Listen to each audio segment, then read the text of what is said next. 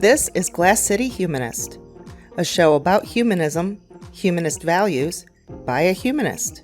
Here is your host, Douglas Berger. Today we have a deeply moving conversation with Dawne Knoch Anthony, a courageous survivor of domestic abuse and religious trauma, who has redefined her life with resilience and strength. Dawne openly shares her experiences from her conservative religious upbringing to her transformation into an author and advocate for victims of domestic violence. Glass City Humanist is an outreach project of the secular humanists of Western Lake Erie, building community through compassion and reason for a better tomorrow.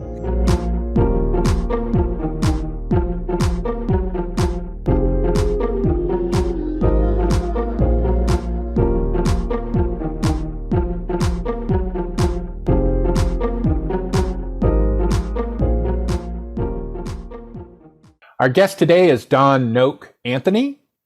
She's a former Christian and homeschooler of 9 children. She was the victim of domestic abuse and religious trauma, and since getting out of her bad marriage and religion, she's led a life of healing, rebuilding, and growth. She has adult children as well as 6 children that attend public schools, and she is a vocalist living in the Columbus, Ohio area, and she not only sings with the symphony and the opera choruses in special events, but she gives recitals to raise money for domestic violence shelters in the area. Thank you for joining us today, Dawne. Thank you. So, I've given a brief biography of you. Could you tell us a little bit about yourself that maybe I missed? Yeah, I'm just a woman that's trying to have my own identity. I think I had told you before that as long as I can remember, my identity was either I was a daughter, a sister, a friend, then a wife and a mother. And, I'm more than that. Those are great things, but just learning to have my own voice and know that I have worth just because I'm here. So, yeah. Now, did you grow up in a religious household or did you marry into it? Yes, it was a religious household. My parents, my mom had been brought up very religious. My father, not so much, but he had a grandma that took him to church, that whole kind of thing. And then when they met, they got very involved in the Jesus movement, if you remember what that was all about. Kind of an answer to the hippie movement. They thought that was so wild and rebellious. And so they latched on to what was going on in the 70s. And we listened to a lot of classical music because both of my parents were musicians, not professional, but they sang on the side. And my dad was super talented and just about, anything he put his hand to. He was a drummer, a dancer. But so we listened to all kinds of music, but boy, Christian music was a big deal. So, and in the 70s, that was Keith Green, Second Chapter of Acts, those kind of groups. Yeah. So, but yeah, we were religious, and yet I would say not quite as fundamental as what I ended up in, although they were, but what I found myself in later was so much stricter than what I had ever had before. So yes, they were strict with my choice of music. I loved rock music in the 70s and 80s, but I couldn't really listen to that in their presence. So I'd have to hear it when they were gone, or I went to a friend's house or something like that. So, but yeah, so they were strict with music and things like that. And yet I went to public school, and it was fine for me to have all kinds of different friends and that. So went to a lot of churches, a lot of different churches. I wouldn't say church hoppers. My dad usually had a very good reason for leaving different churches. Either there was something theological that he had a problem with, or if he just felt like we needed a change that would help the family. So I look back and I think, well, that was good. And I did get quite an education with different churches because we were the gamut. Methodist, Presbyterian, Baptist, charismatic, which was crazy. which I don't think my dad was completely on board with it, but he had friends that were in those churches, so he was there to support them. And then the last church that we went to before I left for college was a Christian Missionary Alliance church. And in fact, that's kind of why I chose the Christian college that I went to. So I had been public schooled, and I thought, well, I would really like to go to a Christian college. And the CMA, that's their abbreviation, they're really missions oriented. And so the missions conferences, the church camp, everything was about, oh, you should be a missionary. And so I started thinking that, even though I was a musician from the time I was very little, but I thought, oh, I should be a missionary. So I went to a Christian college, which was CMA down in Georgia, and I got an eyeful of what Christian colleges really are about. So good people there. Most of my professors I loved, but the administration and those that made the rules, it was very, very hypocritical. So that was hard. I would like to say that was the beginning of the end for me in Christianity, because I think that laid the groundwork. But then I stayed in religion a lot longer. And so, unfortunately, but and I did change my major while I was there. I went back to music. So when you met your husband at the time, was that through school or I was on a break from college, and I went to go see my old pastor from Ohio and his family for a break. They had moved to Orlando, Florida. And so I was there. And then the man that I met was in the Navy in Orlando, and he was friends with the family, unfortunately. So, but it seemed like, I mean, I really liked him. He was very charming and all of that. And I was in a relationship back in school where my boyfriend had not returned to college, but I was having a lot of doubts and thinking maybe this isn't the right thing for me. So I meet this young man in the Navy, and I thought, well, this is not going to go anywhere, but he's just really nice to have as a friend.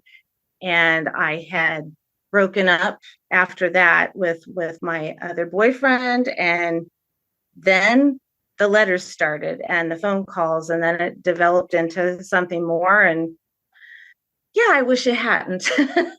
But hey, when you're young and want to be taken care of, I had in my background the whole, my mom and dad really didn't want me to date a whole lot when I was in high school, because they were all, think about the future, keep your eye on school and all that. But also in the back of my mind was, you only date to get married, and that's it. And so there wasn't any, let's go out on a date for fun. It was always, there's an end game to this. And so I heard that from my mom, but I heard it from church and youth groups. And then I get to college, and I swear everybody was preparing for marriage. So yeah, it was Tacoma Falls College, and there was a motto that said, where character is developed with intellect, which that sounds great, but not really. But a friend of mine had worded it differently, where character is developed with wedding bells. And she was right. So a lot of people just went there to get their MRS degree, and not everyone, but it just kind of seemed to go that way. So yeah. Now, when you did finally, meet your husband and start a relationship, was he religiously conservative back then? Like, was he religiously strict? He was raised in a Christian family, and he was actually going to the church of my former pastor. So it was a Christian Missionary Alliance church. Yeah, he wasn't what he ended up turning into. He was a Christian, yet not so fundamentalist. So I didn't see that till much later. So. And then you homeschooled your children. Yeah. Was that put it entirely on you, or did you have teaching experience before doing it, or that was just something that was expected for you to do? it was something that I was interested in doing because I had met a family back in Ohio that they homeschooled their girls.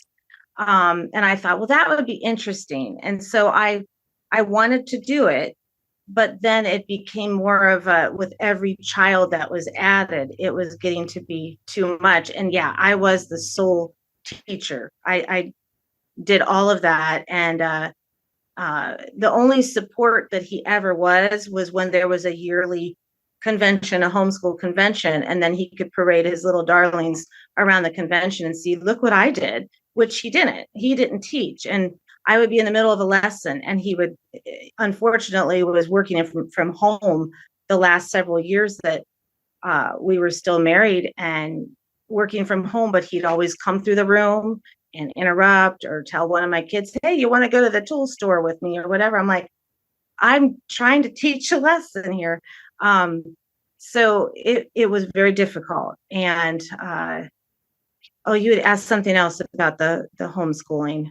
Oh, teaching. Yeah. The Did you have any only previous teaching experience or? the only experience was I had private music students. I used to teach flute and voice, and so that was it. And then, I had my degree from college, but I didn't have a teacher's certificate. No. So, and of course, I was always feeling like, I was inadequate. So I would go to the homeschool conventions, or I would go to support groups sometimes and, tell the other ladies, hey, is this something you feel like? And they're like, oh, you're fine. You have everything you need because of God. And All right, and then of course in your biography, you stated that you had 9 children. yes. Was that part of the religion to have that many kids, or did that just kind of naturally happen?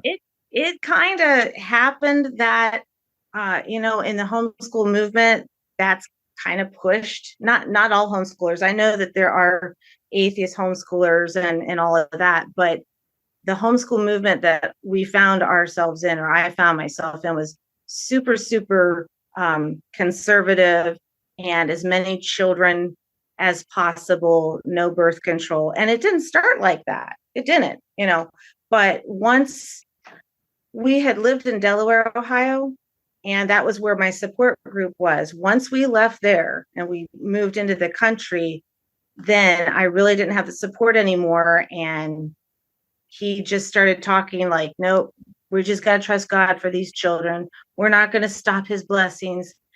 All the while I was drowning and very, very tired. So, yeah. So But it I so it didn't, wasn't something that you enjoyed, was having so many kids. It actually caused bad yeah, feelings I for mean, you, and I love the children, obviously, and I still do. And, I couldn't imagine life without them. But yeah, while I was in it, the more that came, the worse I felt. And so I would say by the time the seventh child was on the way, I had fallen into a very deep depression. But that was the other thing. Even if I said something, it was either ignored or, you just trust God. It was always trust God. You must not have enough faith. And going to a therapist, the talk of postpartum depression or regular depression, it just wasn't encouraged at all. Oh, I was just going to say too, what I didn't tell you in the biography was that I had 3 miscarriages as well.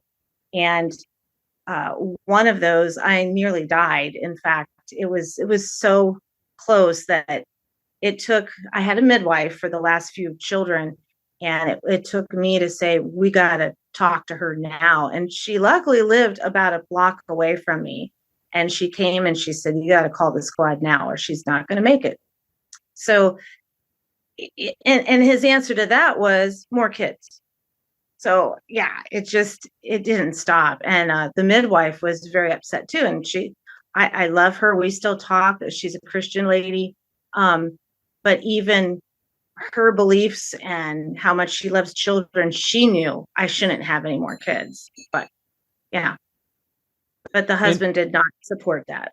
and when those miscarriages occurred, did you get blamed for them, or did they just say, "Well, that was just God's will"? Or It was more of a, yeah, it's God's will. He knows best.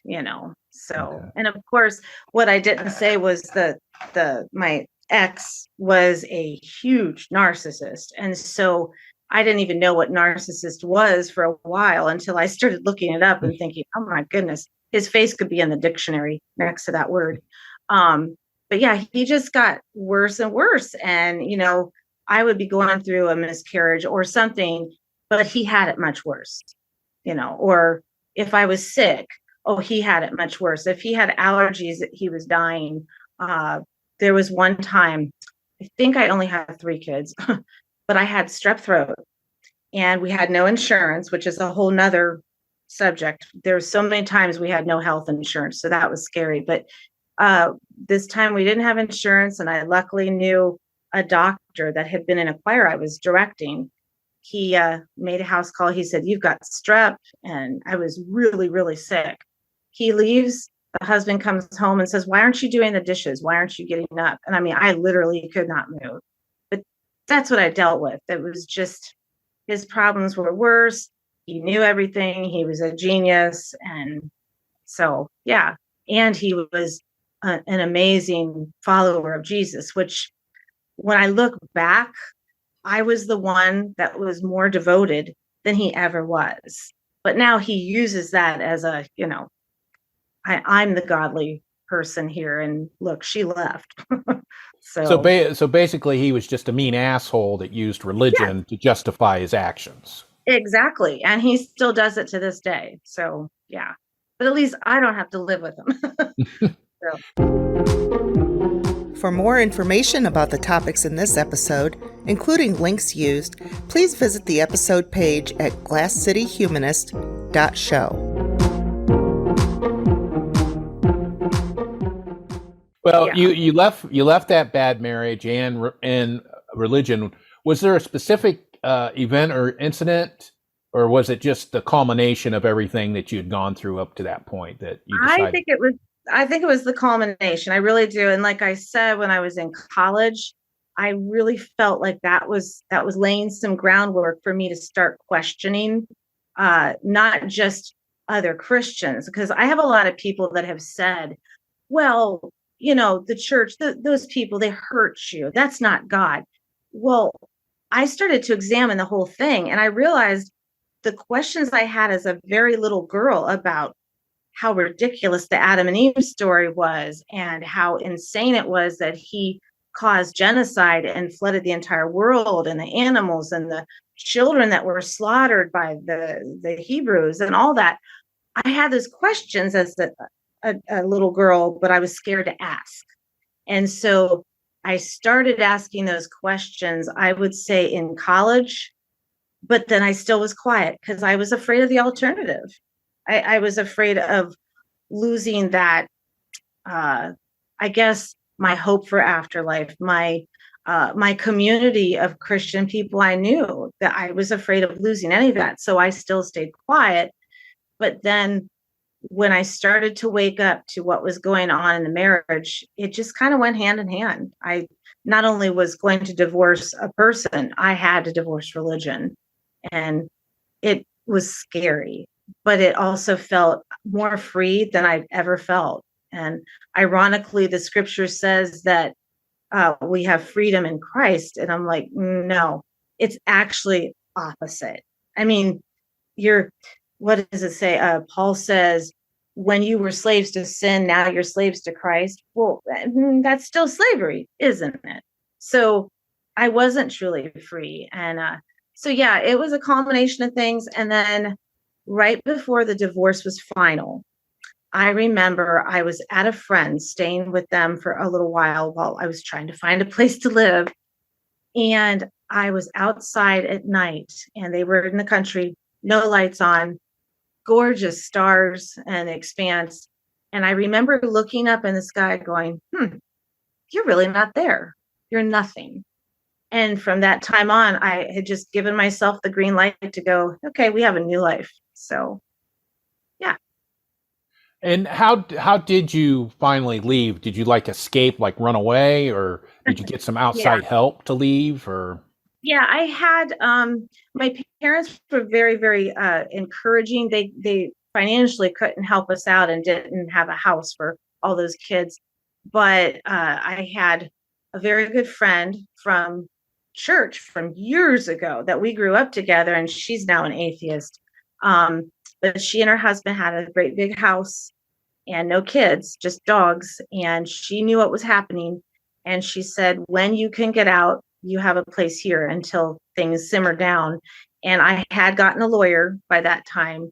And she said, you need to get you and the children out when he's on one of his business trips. And, I was scared to do it. You can imagine all the things that I thought of, how long is this going to take? Am I ever going to be able to come home? Am I going to be accused of kidnapping the children? All those things. And I didn't want to do any of that. And I wasn't setting out to hurt him. It was just all I could think of is I have to get out. And there was no way I could leave without the children, because then I would have been abandoning them. And so my lawyer had said, hey, get the kids and go at least until the papers have been served and we figure out some kind of an arrangement so that you feel safe. So unfortunately, he kept avoiding being served. And so we were out of the house for a good 4 months. So me and 9 children, and I had, I didn't have a job or anything like that. So I was relying on friends. I didn't stay with my first friend too long, but I stayed with a voice teacher and, my husband today, he's been my friend from high school. He actually got a cabin for us for a while, just different places so we wouldn't overstay our welcome with other friends. So, yeah, it was scary. And I mean, I don't want to get too far ahead, but it was a long divorce and the ex was trying so desperately to take the children away from me. He wanted full custody. So, yeah. Yeah, a lot of situations like that. That's what they use. They use the children to try to keep you in the marriage, and sometimes it works and sometimes it doesn't. And I think what they do. I run out of money and places to go, and when I didn't, he couldn't believe it.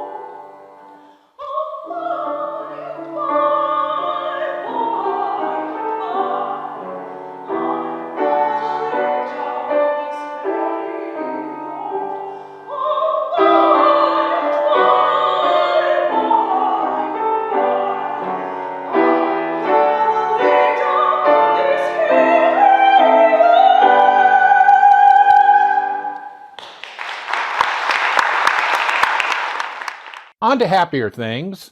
Yes. You are a vocalist, and, Yes. and you sing with the symphony and opera choruses. And you mentioned you'd always been interested in music. Were you always a vocalist, or? Yes.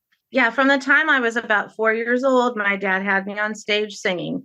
And sometimes I sang with my parents, but a lot of times I was just doing the solo thing. So, and then of course I got into choirs and then in college, and I majored in vocal performance, minored in flute, and then I got married, and unfortunately he was in the Navy, so we were not in any one place too long.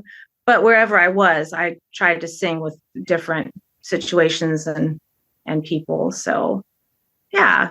Yeah, and you do use your voice to give back literally to raise money Yeah. for local domestic violence shelters. How has that worked out for you? Have you Well, raised a lot of so money? far, well, I would say, first of all, so far I've only had one recital, and I'm currently working on another one, which is in a few months.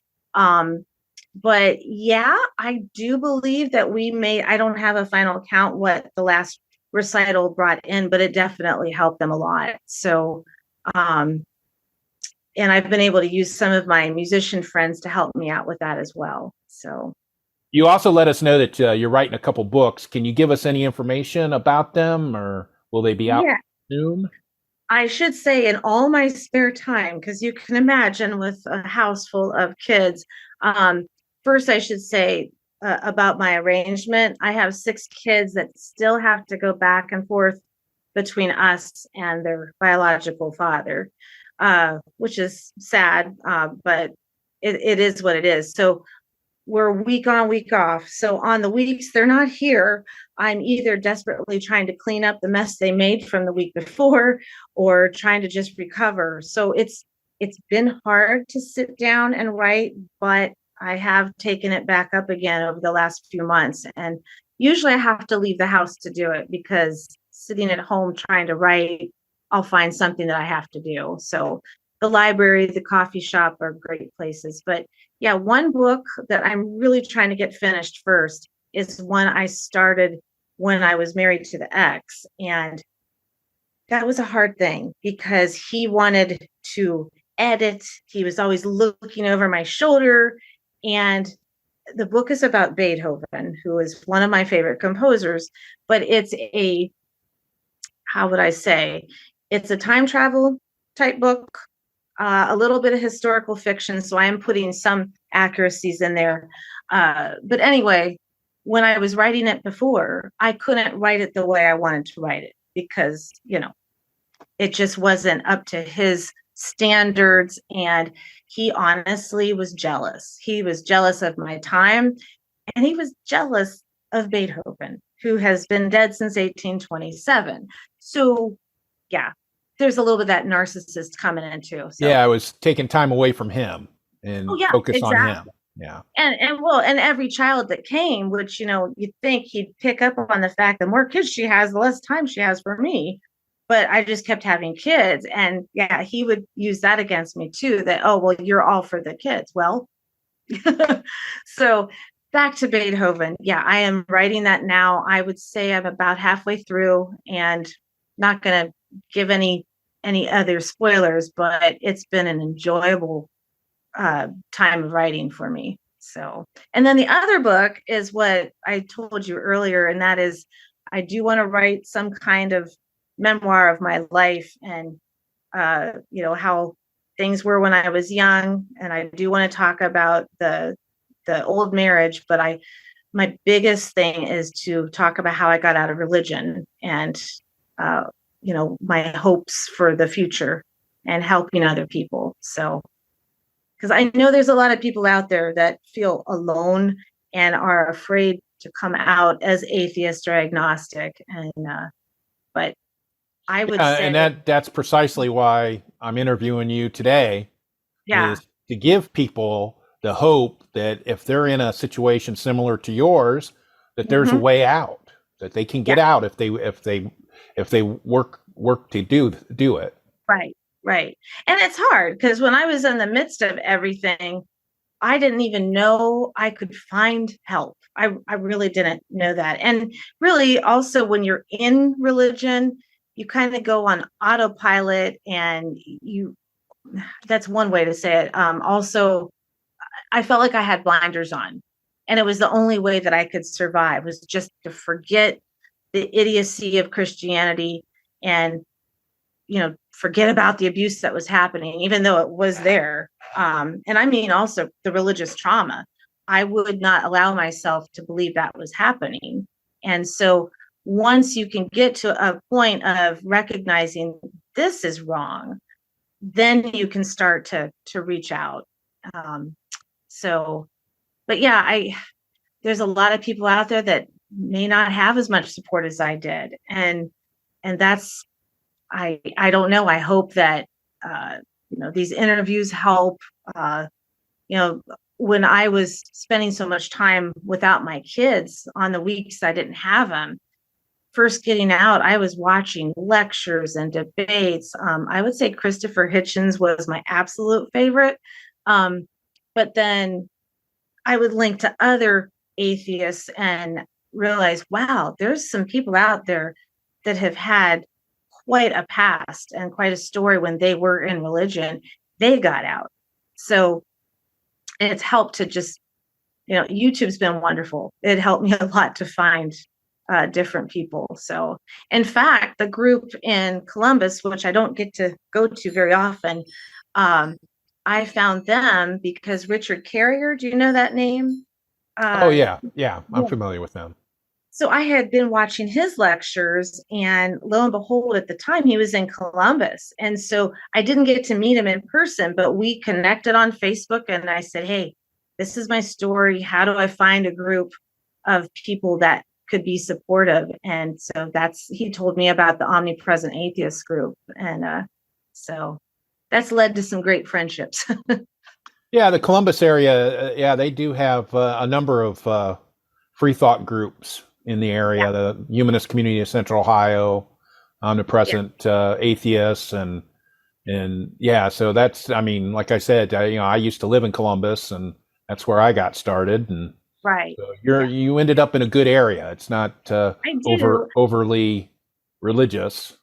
Right. Well, unfortunately, what I didn't tell you was we live an hour from there. So we're in Podunk, Fredericktown, which is very, very, very red, very, very pro-Trump, very religious. And so it has been hard for us because we can't get to Columbus as much as we'd like. And when I'm there, I'm singing. I don't usually have a whole lot of time to reach out, but that's why Facebook's so wonderful, because we can at least message each other and all that. But yeah, here in where we're at, it's very hard to find people that we feel comfortable with opening up. We have met a few, but we found a lot of people just kind of stay to themselves because it's a very hostile environment. So what did they say? There's no love like Christian hate. And that's what we feel like. So. Okay, Dawn, as we wrap this up for today, is there anything that we have or haven't touched on that you want our listeners to take away from your experiences? Oh, I think mostly just keep going. If you're looking to get out of well, first of all, if you're in danger, if you're a woman that's in a situation, just know there are shelters. I mean, there's a shelter close by where we live, and the shelter in Columbus that I've been raising money for, they are amazing. So that's first and foremost, get out of the abusive situations. But as far as if you're trying to get out of the religious community, it can be done. And there's people out there that'll come by your side. So, yeah. Okay. Well, I want to thank you for your time today, and keep us in the loop when your books come out and when your next recital comes out, and we'll put the links up and send Great. it out and promote it for you, and hopefully get some more people interested in your story and use it for themselves to get out of religion. Yes. Yep. And it's not just a matter of getting out. It's what can we do to make a difference in our world? Because there's a lot of people say, well, what's your purpose if you're an atheist? Well, I'm making my purpose. I'm making meaning out of my life by helping those around me. So it's definitely not an empty existence at all. And I'm excited for the future. So. All right. Thank you very much. Appreciate it. Thank you so much. Thank you for listening.